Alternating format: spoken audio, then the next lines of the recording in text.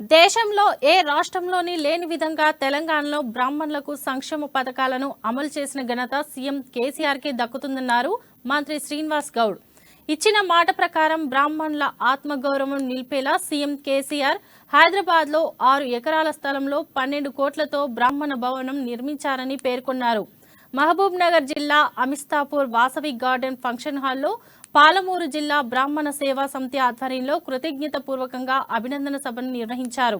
ఈ బ్రాహ్మణ కుటుంబ ఆత్మీయ సమ్మేళనానికి మంత్రి సతీ సమేతంగా ముఖ్య అతిథిగా హాజరయ్యారు.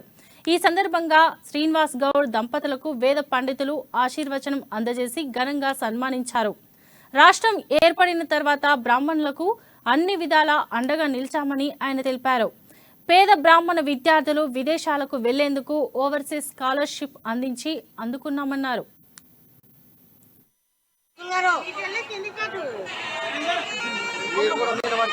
ఎంతోమంది మాతో పాటు ఉద్యమం జరిగిన కనుమరుగయ్యారు, ఎంతోమంది కానీ ఇలా మేము నిలబడ్డం అంటే ఆ దేవుడు, ఆ వెంకటేశ్వర స్వామి, మా తల్లిదండ్రుల ఆశీర్వాదం, మా వెంకటేశ్వర స్వామి, ఆ దేవుళ్ళ దేవతల యొక్క ఆశీర్వాదంతో, మీలాంటి పెద్దల బ్రాహ్మణోత్తముల ఆశీర్వాదంతో మీ ఆశీర్వాదాలు ఫలించి అది మేము నిలబడి మామూలులో పనిచేస్తూ ఎవరు ఆపద వచ్చినా, ఎవరికి ఆరోగ్యం బాగాలేకపోయినా, ఎవరు తిండి లేకపోయినా ఈ సమస్య ఉంది మాకంటే ఇగో మేము ఉన్నామని ఆ పని చేసే శక్తి సామర్థ్యాలు దేవుడు మాకు ఇచ్చి, రాష్ట్ర అధ్యక్షుల గారు తెలియకపోవచ్చు, 14 డేస్కి ఒకసారి మంచినీళ్ళు సార్, ఇక్కడ 14 రోజులకు ఒకసారి మంచినీళ్ళు. ఇక్కడ ఉన్న సురేష్ గారు, మా ఇంజనీర్ ఎస్సీ గారు, నేను ఎలక్షన్లప్పుడు వారు ఇంటికి తీసుకెళ్ళారు. నేనంటే చాలా అభిమానం వారు.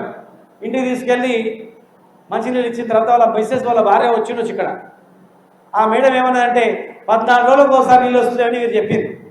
చెప్తే ఆమె ఉండి 14 రోజులు కాదు సార్, ఈ నెల 18 రోజులు అయిందని చెప్పి క్యాలెండర్ చూపించింది.